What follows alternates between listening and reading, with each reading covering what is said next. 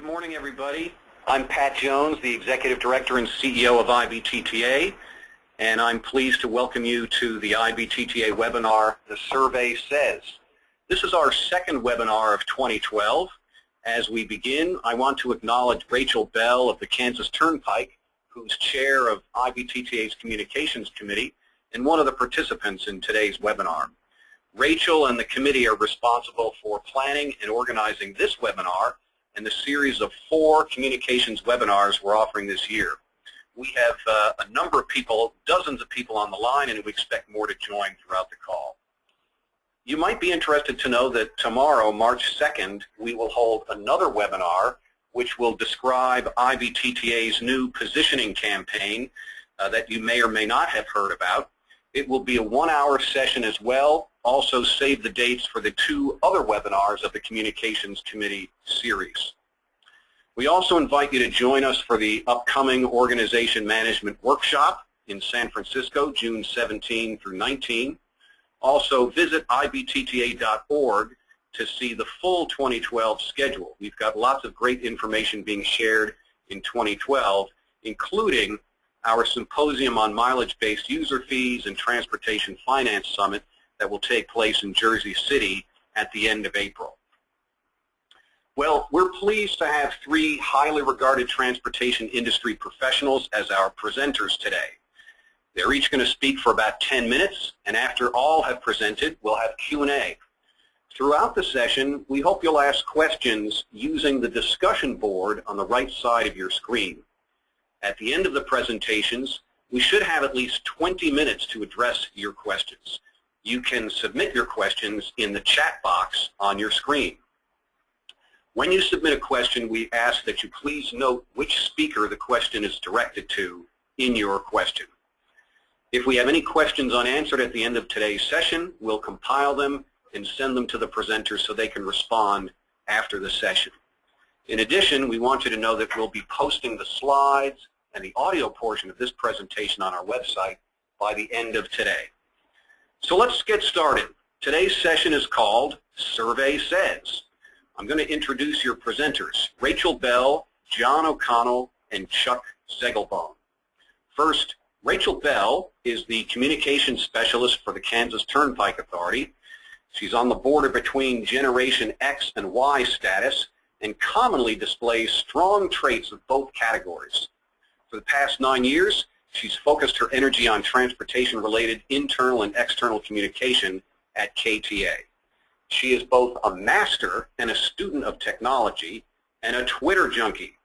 Rachel, you have the floor. Thanks, Pat. We all have hunches about why people behave the way they do. When it comes to change, say a decision to build a new toll road or convert an old road to all-electronic tolling, many of us rely entirely on traffic modeling and have little curiosity about how their customers will react and what kind of barriers they might be creating. Why do I need market research, they'll say, pointing at their traffic numbers, when I already know the answer? Hunches about what motivates people are important, but they are, however, just speculation. One misnomer about market research is that it's expensive, but it doesn't always have to be. We'll talk more about all of this with John and Chuck later in the webinar. But right now I'd like to begin by telling you about some of the information the IBTTA Communications Committee discovered when it conducted 2 surveys in 2011.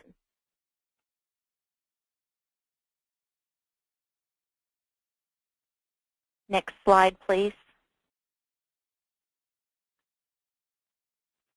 In the spring of 2011, IBTTA's Communications Committee conducted a general survey to learn more about the membership's communications, marketing, and business development projects and goals. The purpose of the survey was to help the committee develop its own goals and a plan for better serving members and the industry. It was a 49-question survey sent to nearly 300 people, and we received a 17% response rate. Next slide, please. One of the questions we asked pertained to how members measured media relations. When we look at those responses and put them into a word cloud, where the higher the response, the larger the word in the cloud, we see that some of the words that jump out are media, number, coverage, news, presence, and stories. That visual information, along with the answers to the other media relations questions in the survey, show us that the majority of us measure the success of our media relations by the mere fact that we have media relations and get media attention. As the state of the media continues to evolve and social media tools give rise to additional citizen journalists, we'll need to develop new ways of making and showing an impact. Next slide, please. As we can see from this graph, nearly 3/4 of respondents are in some phase of all electronic tolling, whether that is having made the conversion, in the process of converting to AET, or considering and researching AET. This information shows us that communicating this issue needs to be a top priority, and because of this, we have scheduled our 3rd webinar in July as Marketing and Communications for All Electronic Tolling. Next slide, please.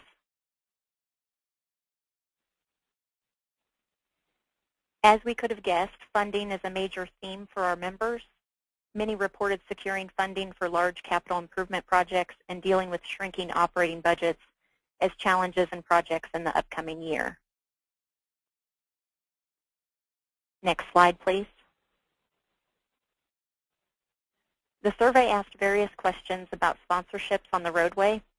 Many members are already or are considering advertising as a source of non-toll revenue.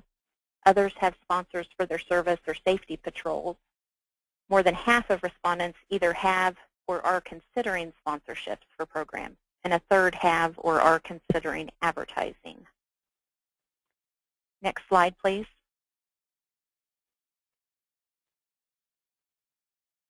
As you can see, there isn't nearly as much variance in the size of these words. Visually, that tells me that while we are all in the same industry, our challenges may be different and the pull of our attention varies from member to member. In the next 2 slides, you'll see what our members said were the tools they need to meet their challenges. Next slide, please. 72% of respondents want IBTTA to provide additional education in the form of webinars and white papers. Knowing that helped push this webinar series forward. Next slide, please. We gained valuable insight from the survey results, so I wanted to provide a few of our observations to you today. In particular, in the area of advertising, we see that only half are paying for advertising, which could mean that this is an opportunity for IBTTA and the Communications Committee to provide information about guerrilla marketing or grassroots communications efforts. This survey was conducted in the spring of 2011. At that point, half of our respondents were using social media for business purposes. All of those using Twitter reported feeling like it had been successful at communicating breaking information. This result indicates that those members listened to the conversation before they jumped in and knew there were customers on Twitter ready to listen and engage. Next slide, please. The top 2 areas our members said they needed assistance and education were advertising and marketing.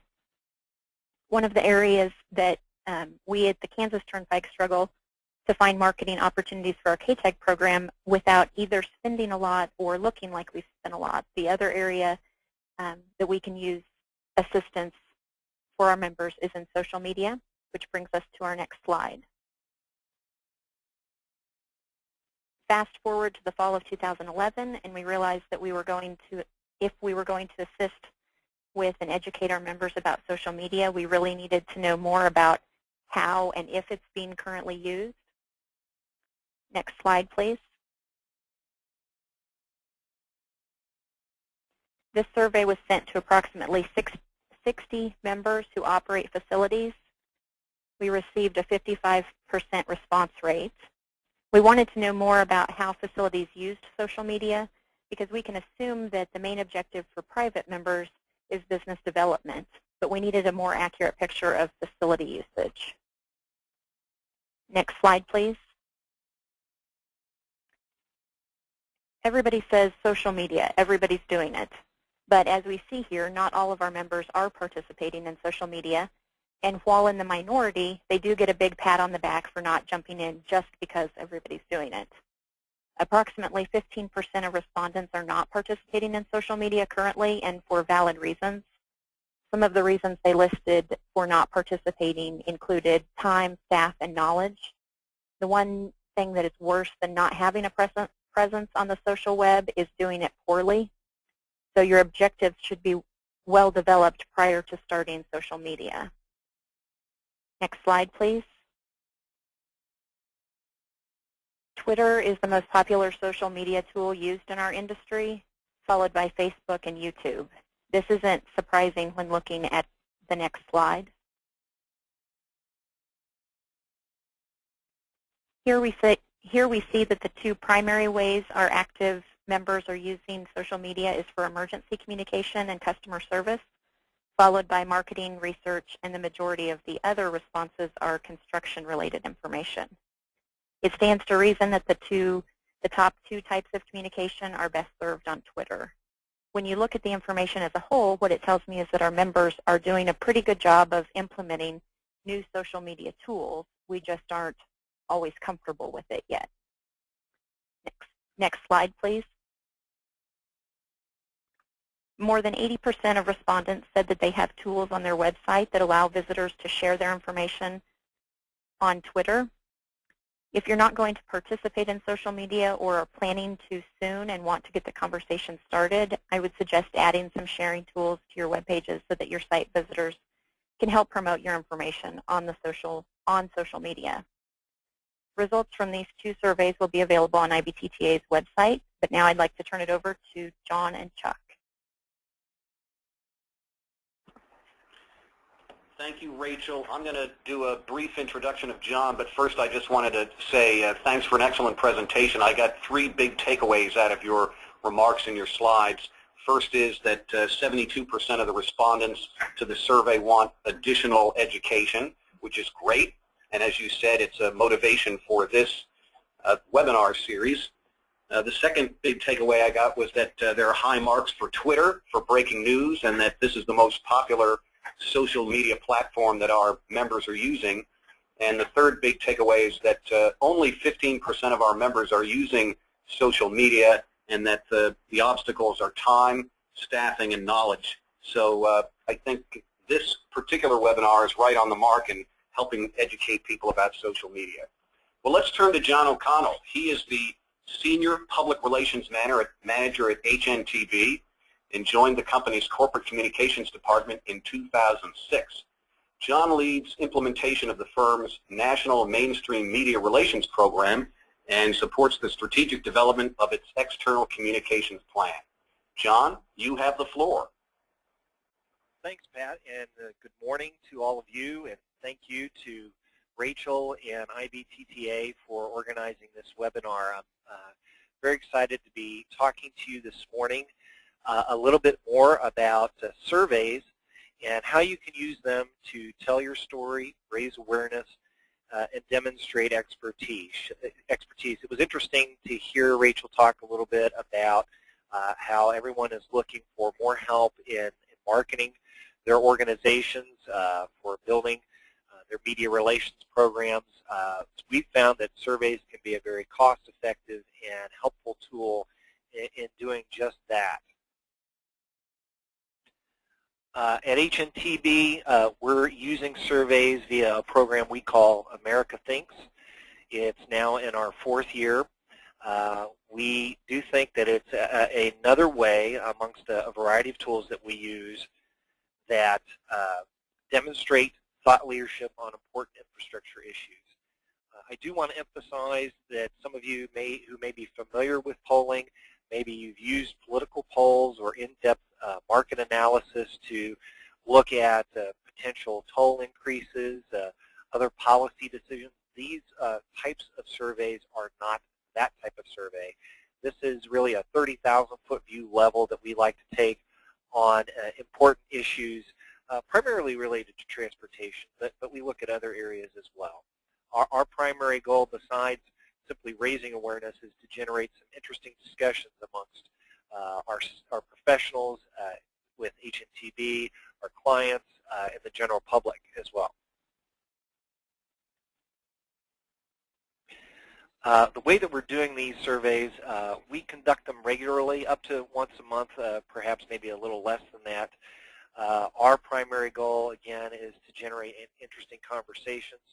We develop questions centered around the frustration that many in America feel about the transportation system, and we try to share that through as many channels as possible. While media relations is important, it's not the only place that you can use survey results, and I'll talk a little bit more about that in a bit. Something I wanted to spend a little bit of time focusing on, if you're looking at creating your own surveys, there are some things that you're going to want to think through up front. One, and perhaps one of the most important in terms of deciding how you're going to conduct them, is if you need scientifically valid data.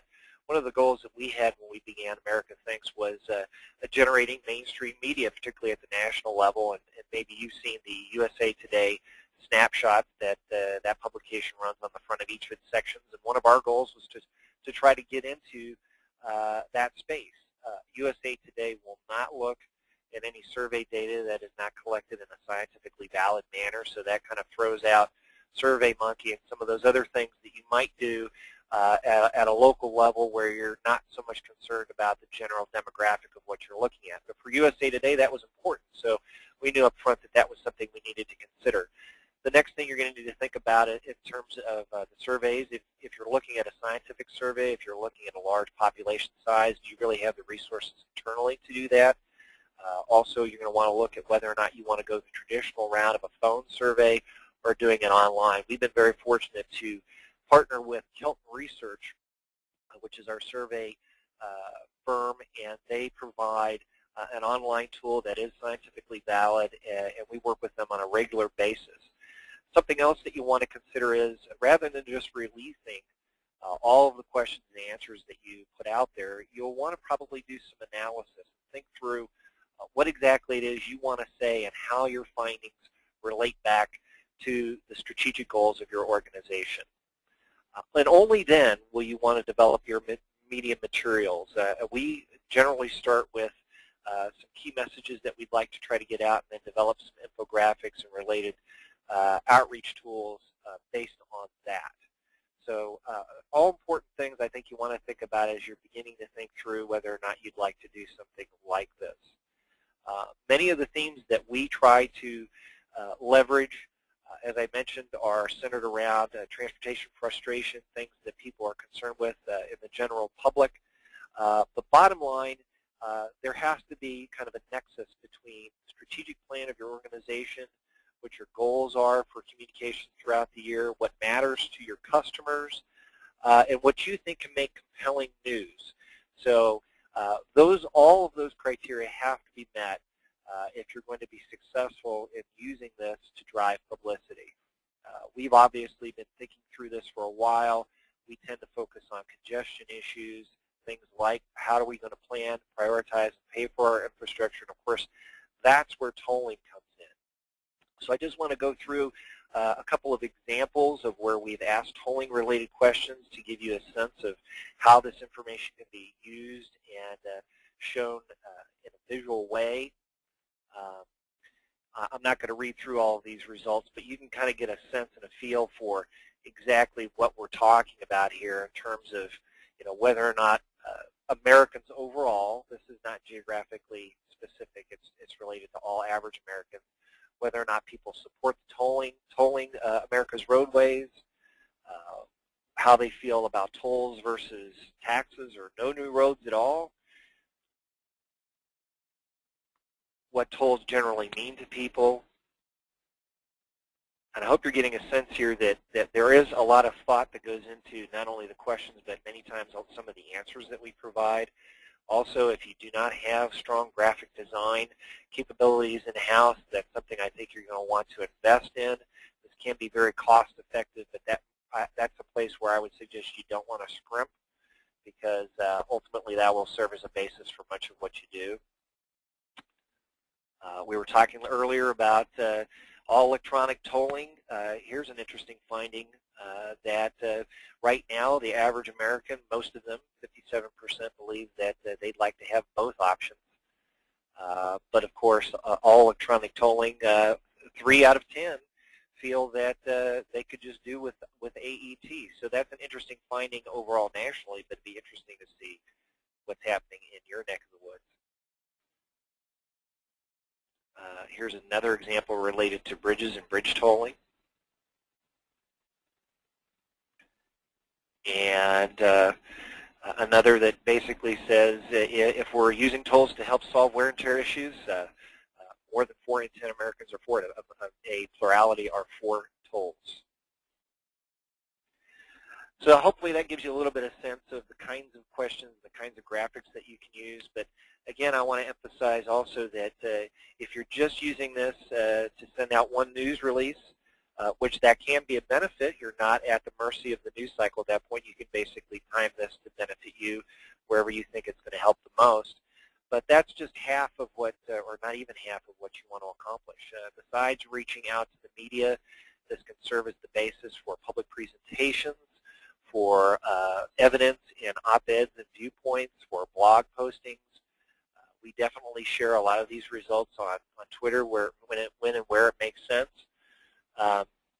We also do a lot of work and education on the internal side with our professionals at HMTB so that they can have those, what we kind of refer to as over-the-fence conversations. You know, when you're talking with your neighbors and your family and others about what's important to our industry, this can be a conversation starter. So that's an important piece of this beyond just the value of a news clip.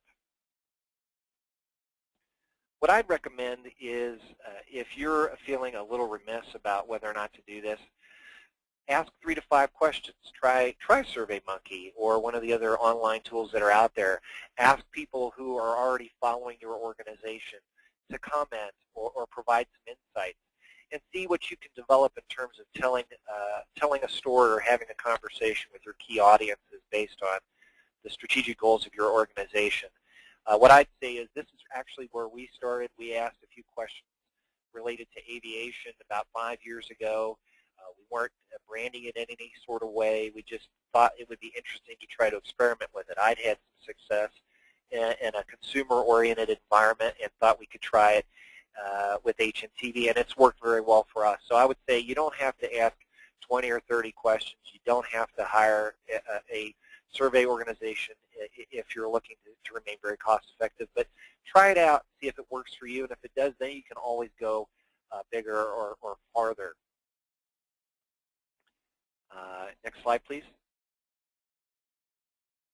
Here are just a couple of resources for you, not only to some of our previous surveys. Maybe you'll think of some related questions, or you'd like to use some of those questions locally. Also, I do want to put in a plug. If you have any toll-related questions you'd like to learn more about nationally, always happy to take that into consideration as we're looking at new questions. You'll also find some additional survey resources there as well. Thank you. John, thank you so much. That was an excellent presentation. And the big takeaway for me is, first of all, HMTB has done some great surveying, and your results have demonstrated American support for infrastructure investment and specifically tolling. And the other point you made that really resonates with me is the importance of the strategic plan in driving the kinds of survey and messaging that you want to do. During tomorrow's webinar on telling the toll industry story, we will be talking about IBTTA's strategic plan and the positioning that we're going to be involved in.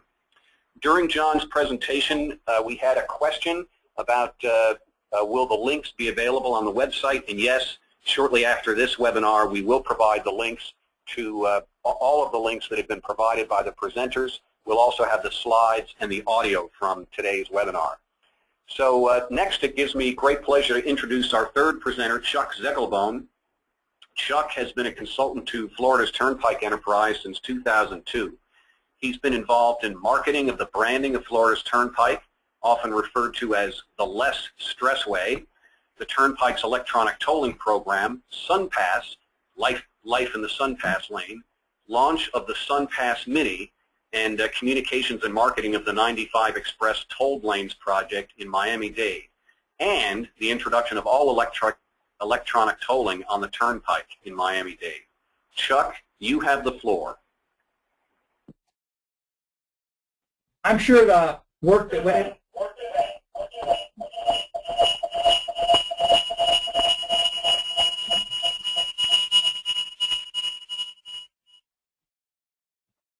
Can you hear me?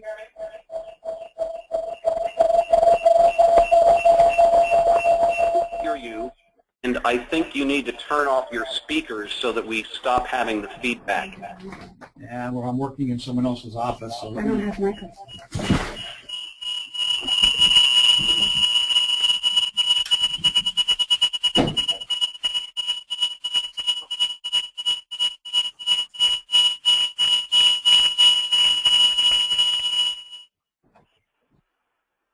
Can you hear me now? Is that better? We still have a little bit of feedback, Chuck. Yeah. Okay, is this better now? That's much better. So I'm unmuted here. If you do that, you can't. That's the feedback because I'm on both. I can't hear. We're off. Well, I'm going to have to log out of here then. Okay, no, we're off. We're done, dude. Well, Chuck, let's have you start. Can you start? both. Okay, I can't do the presentation. You have a mic. Can you hear me now? Yes, we hear you now, Chuck. You're loud and clear. We're done.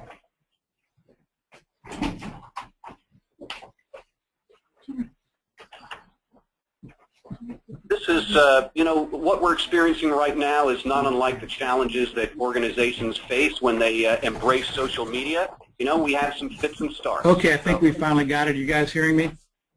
We hear you, Chuck. I'm Proceed, hearing please. nothing. So I'm going to go ahead and hopefully you guys will get this speech. What I'm trying to do is to give you a basic background of what it is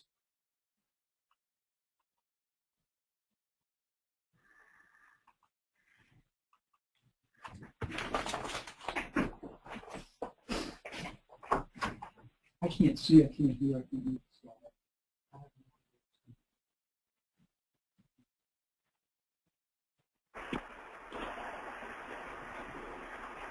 So, ladies and gentlemen on the call, we're experiencing a little bit of a technical difficulty. We would ask you to try to remain with us while we're waiting for Chuck to resolve his issue. I wanted to mention to you that we have 2 more webinars in the communication series coming up later this year. One is on August 1st. It's called Communicating and Marketing for All Electronic Tolling. And the other one is on October 30th. It's called Unrealistic or Not.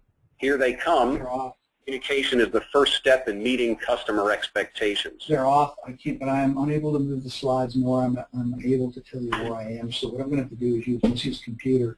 If you can hear me. Okay, cool. I'll let you know. Okay. Okay, we're going to start over again. I think we have our technical difficulties realized and approved. And what I'm trying to do in the next 10 minutes is to give you an idea of what it is that made the 2 presentations before me, both John and Rachel, work. So the pointers in the next 10 minutes is what you need to do, where you need to start, and not how to do it. Next slide, please.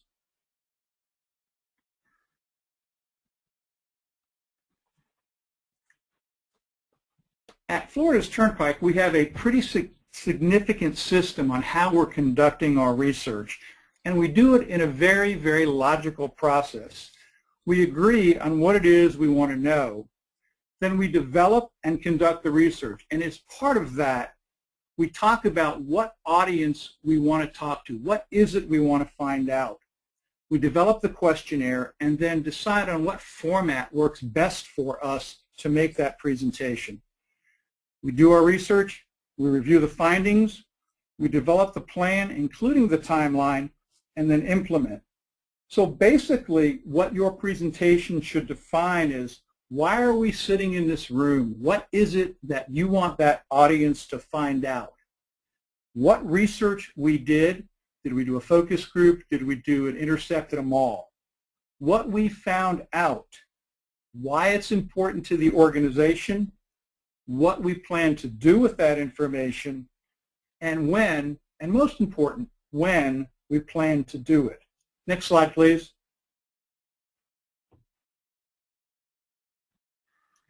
There is a difference in quantitative and qualitative research, and I think it's important that you understand the differences because there is a different way to present it. Quantitative information, that's information that is more than commentary.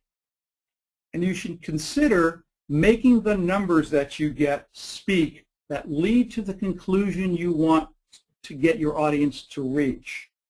Make those numbers easy to understand using basic math. And boil down all the data to a few key numbers. You'll find that there is so much information that you need to take that, boil it down, and make sure that it is stuff that really works for you. Qualitative information, a lot more fun to work with because you're dealing with a point of view of participants. Again, you need to identify patterns and, if possible, quantify it. For example, 50% of our key targets like whatever it is you're trying, or 50% don't like. We've used a great deal of focus group qualitative research here in developing Life in the SunPass Lane, in developing creative, in even looking at changes to our website. Whichever you do, whatever you're presenting, qualitative or quantitative, make sure that you create a logical flow. The why, the what, an action plan, and a timeline. Next slide, please.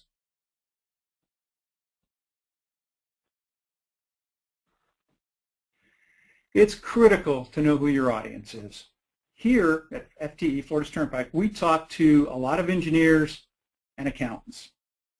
It's impossible for me as a marketing person to speak that language, but what I have to make sure we do is to talk to them in key language that they understand, to avoid jargon, to use short, logical, simple action words. And if you can take a hint from what's happening in the world today, soundbite mentality. Keep it short, keep it simple, keep it relevant.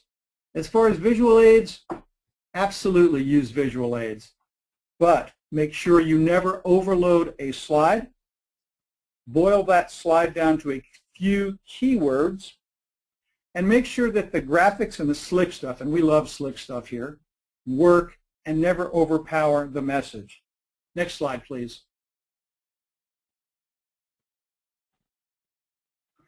This probably takes on a little more importance to me right now. No matter how good your numbers, no matter how slick your presentation, no matter what it is you want to present, there are a few hints, I call them hints from the podium, things you need to understand. First of all, arrive early, check out the room, check out the equipment, no surprises. This is a perfect example of what can happen to you. I logged into this webinar 10 minutes before. We could not get the phone to work. I'm actually sitting in a teammate's office on her computer. We had no idea if it was working. We ran to another teammate's office to make sure it was working. So we checked it out. We arrived early. We had a few surprises. But when you have good teammates and you work together, it can actually work. I hope this is working. Next, you need to know who your audience is. You need to take their temperature. This is a difficult presentation for me particularly, because I cannot see anyone except my teammate who's sitting in her chair across from me. And I have no idea whether this is working or not. I miss the opportunity to get off a podium and walk the room and engage the audience. So when you are making a presentation, make sure that you connect with that audience. Never, ever apologize for being there. There is a reason for your speaking. There is a reason for doing what you are doing. Speak in a clear, friendly manner. Next, and I'm sure you've sat in classrooms and you have heard speakers who read their notes, who read their slides. Don't. Modulate your voice. Don't read, and please, no monotone.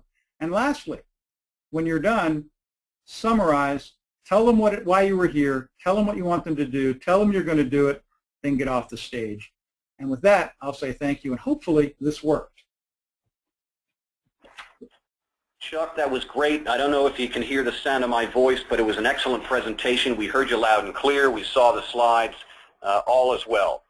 A couple of takeaways, and before I get into the takeaways and the Q&A, I'll just remind everybody that now we are welcoming your questions. You can type your questions in the chat question box in the bar on the right side of your screen. We encourage you to do that, and we look forward to hearing and taking your questions. Chuck, the big takeaway for me from your presentation is your emphasis on asking who is the audience. In any kind of message that you're delivering, you really want to focus on who the audience is, what are their likes and dislikes, what are the things that motivate them. The other big takeaway I heard was presenting the information in manageable bites. And I think John and Rachel both demonstrated that in their presentations, taking a large sum of information and presenting it in small bites that people can easily digest. Well, we did have a couple of questions during Chuck's presentation. One was about posting the survey results, and the answer is yes, we will post the survey results that you have seen during this webinar. And somebody asked about email reminders, if they will receive email reminders for future marketing-related webinars. And the answer is yes. If you now receive email from IBTTA in any form, you'll receive info on future webinars. And when you complete the survey after this webinar, after you complete the survey, it'll take you to a landing page that has information on the future webinars.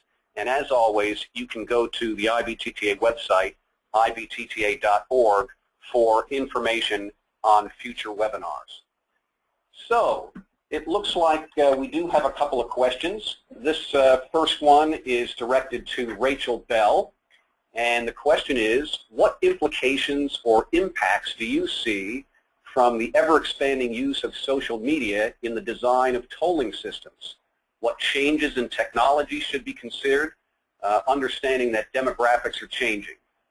Could you use social media as an example? So Rachel, a good question for you. Can you help us with that? Sure. One of the things that I see is a real possibility for using social media and mobile phones in the toll industry is payment. I think we'll have even more of a demographic that has a smartphone than what we do today, and it's high today. So those, that's one area that I think, can explore as we go forward.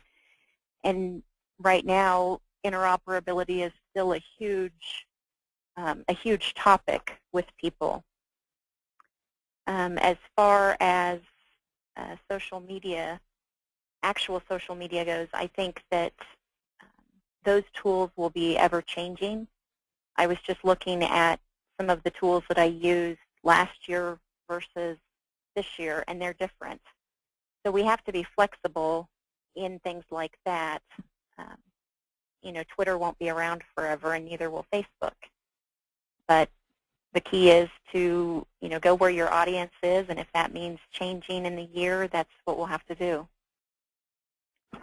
Hey, Rachel, while you still have the floor, could you explain what a word cloud is? That was another question. Yes. Word clouds are a way to visually see the qualitative information provided in a survey or, some type of research. So what we had done was taken answers on, like, for example, what are your top 3 challenges for the next year? And we took all of the words that people responded with and put them into a website. And there's a couple that I use. I use Wordle.net, and I use TaggleTool.com. And you can actually then see what was talked about the most or what was responded the most based on how large your word is. So the larger the word, the more times it was used. And you just get a visual concept of what the response was like, through those word clouds. Very good. Thank you, Rachel. We have a question for John about your graphics. You have some really good infographics there in your presentation. And do you have some tips for producing good infographics like those?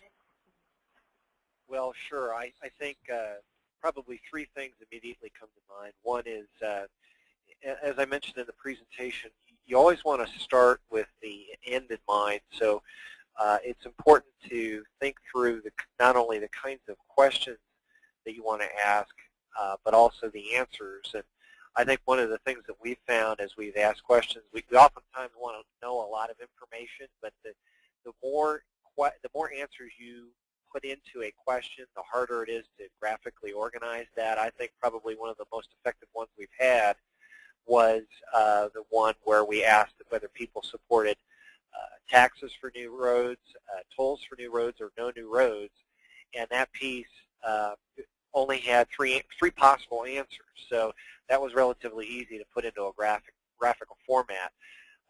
Secondly, it's important to think about the kinds of images that you want to convey, kind of the style, and if it can match up with your organization's brand. And that's where I think that, as I mentioned, it's important to have a graphic designer who can really help focus that effort, because I'm kind of a word guy. I can do language, I can do the written word, but the visuals are not my strong suit. So bringing somebody in that can do that, I think, is extremely important. And finally, just keep it simple. Sometimes you may have seen a couple of those were bar charts and pie charts, and we do like to be a little creative, but sometimes that can be just as effective as something that may be a little bit more complicated. So keeping it simple can be important as well. Beautiful. Thank you, John. And while you're up, we have another question for you, John. Was the survey you presented only of toll road users? No.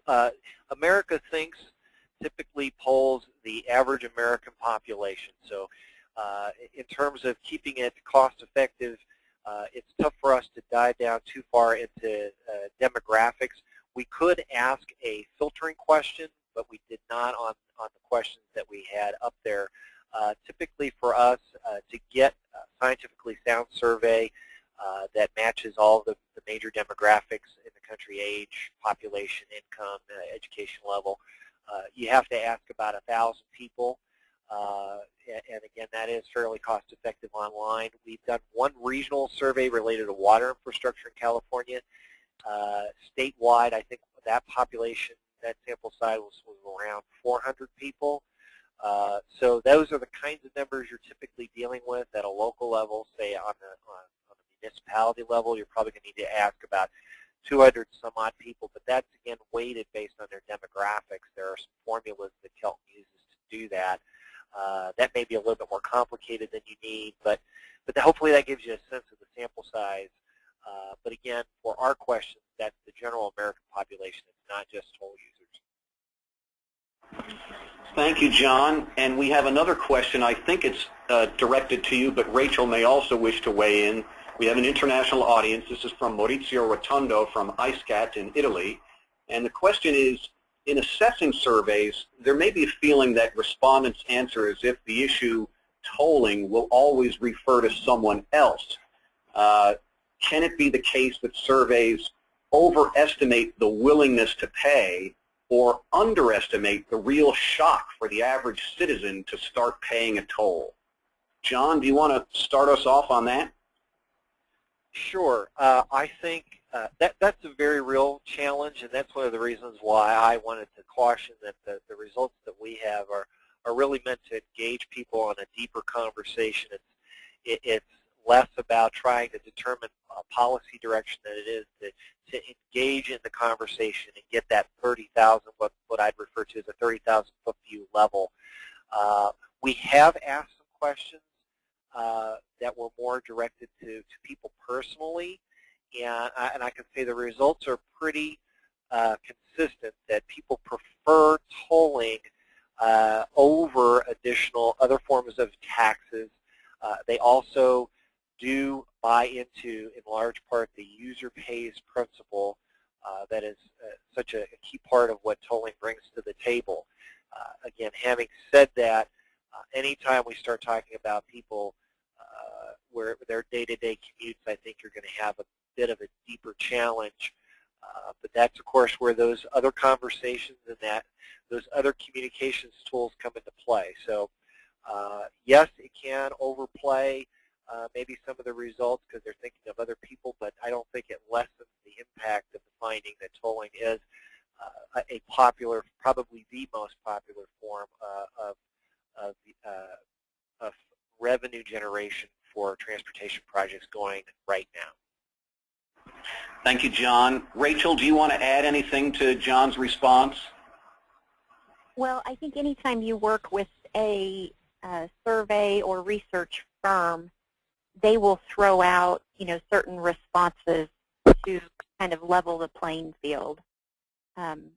When we do that in-house, I think there's not as much of a tendency to do that. But, certainly that's a question. If he is thinking about doing some type of survey, that would be a question that he would want to consider from his, firm, his company that does the surveying. Okay, Rachel, thank you very much. Our next question has to do with all electronic toll collection, and this gives me an opportunity to put in a plug for our summit on all electronic toll collection, July 22 to 24 in Atlanta. You can find more information about that on the website. The question to Rachel and John, do you have any insights on how to best reach the unbanked cash users to communicate the conversion to AET and the end of cash payment options? Rachel, why don't we start with you? Well, we always talk about here in Kansas that we can do a lot of research about, who our customers are and where they're going and things like that. But in the end, we know who they are. We know where they are. They are on our road.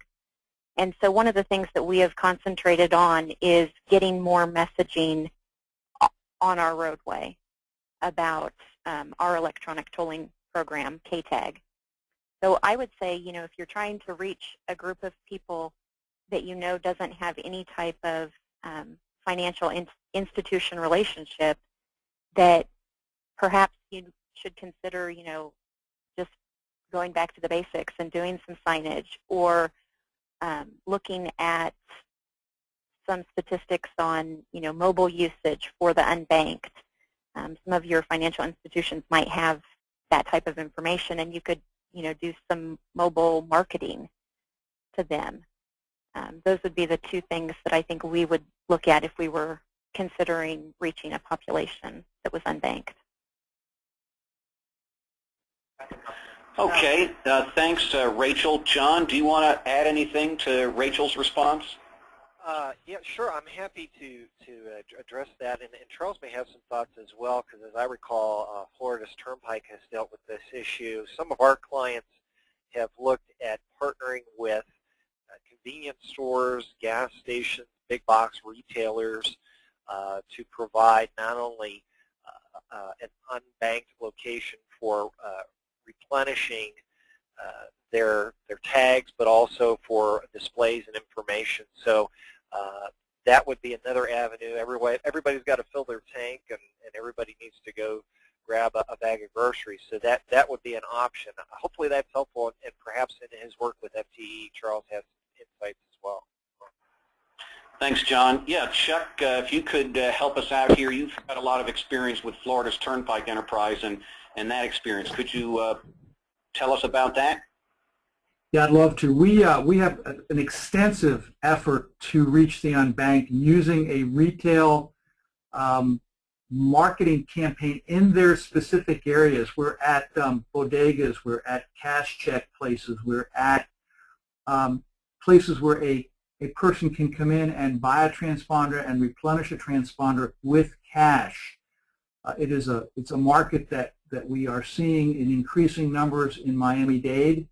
It is heavily Hispanic, and that has been the effort. We have been unable to reach them through traditional modes, so this more than 4,000 locations where they can walk in and buy a transponder replenish a transponder has worked for us. We are using extensive signage in the locations. We're looking for every way possible to get to those folks, and this has been working pretty well for us.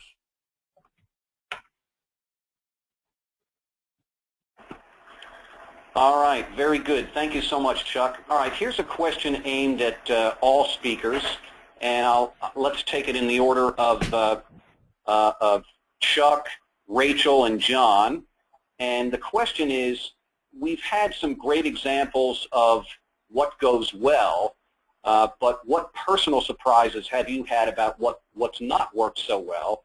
And I think this question has to do with, let's take it in two parts. One part could be about social media, what's not worked so well, and another part about surveys. So, Chuck, are you available to talk to us about this? Yeah, I am, and beyond the technology from this morning, I don't know what I would say has gone particularly wrong. There are times when we make a presentation, when we do the research, and we think the numbers tell us where we should go, and that's not particularly where we end up going. There are also opportunities where we think we know what we want to do, and we get into the research and we find out that that's not where our general public is. And particularly early on when we were doing our creative, we thought we had a really good idea what was going to work, and we found out once we got in there, the general public hated it. So I think you not so much that it goes wrong, but you've always got to have an open mind, and you've got to make your questionnaire in the audience broad enough so that you get a variety of opinions before you jump to conclusions.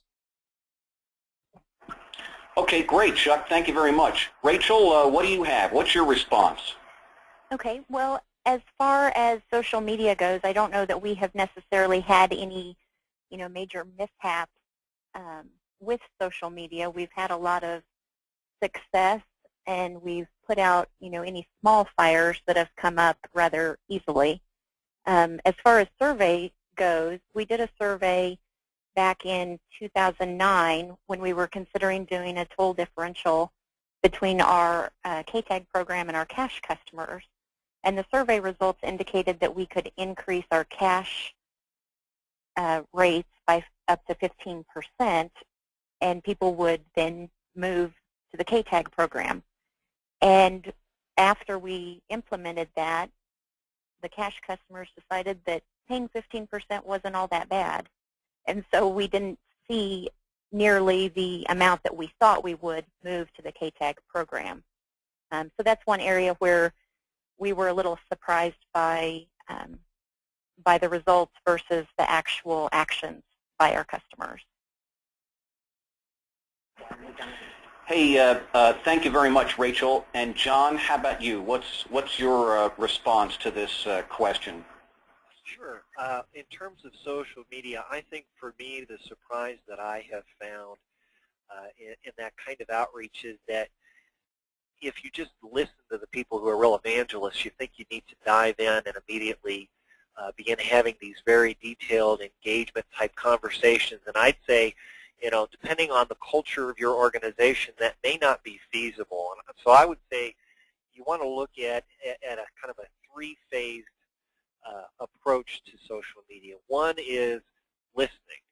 Just begin by understanding who is interested in the subject matter that matters to you. For example, at the state or local level, who are people who are talking about congestion on the highways, who's interested in learning more about your facility, and listen to what they're talking about. Identify real evangelists. Just listen and see what's driving the conversation. The second phase would be to begin having or espousing your own point of view, beginning to post, whether it's video or 140-character messages on Twitter, but just putting some things out there so that you can be seen as part of the conversation. And then finally, you get to engagement. And I think you're going to find many organizations are at different points of that process. And as you get further in, you're going to have to get more buy-in from all levels of the organization, from your frontline staff to your leadership.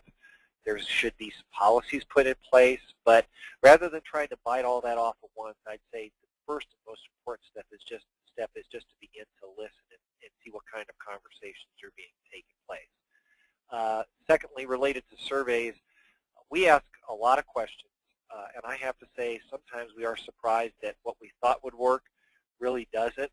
The questions either end up being more convoluted or less clear than we thought. We had too many answers. Maybe people just don't have as strong of an opinion as we thought they would. And in those cases, you kind of have to set aside some of your maybe personal pride in terms of wanting to share what you found and focus on the results that really help tell your story. So, you know, and we might ask 7 questions in a survey.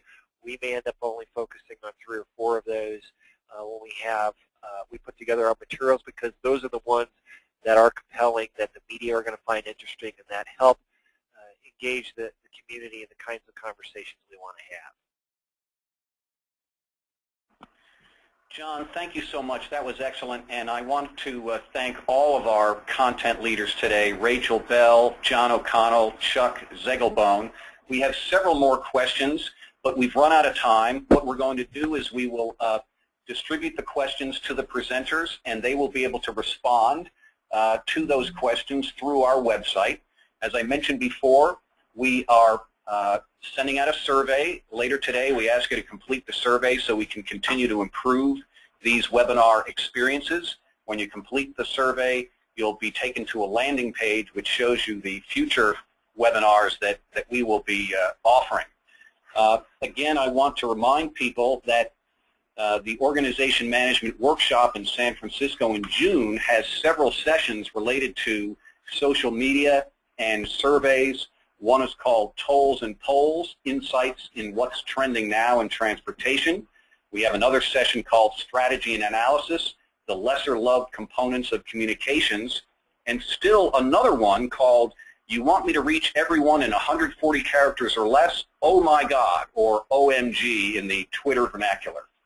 So again, thanks to the presenters.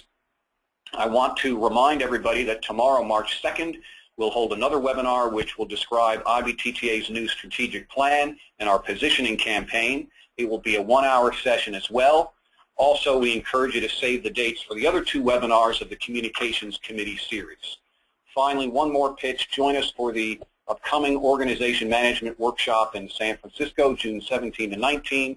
You can visit our website, ibtta.org, to see all of the meetings in 2012. Lots of great information being shared this year.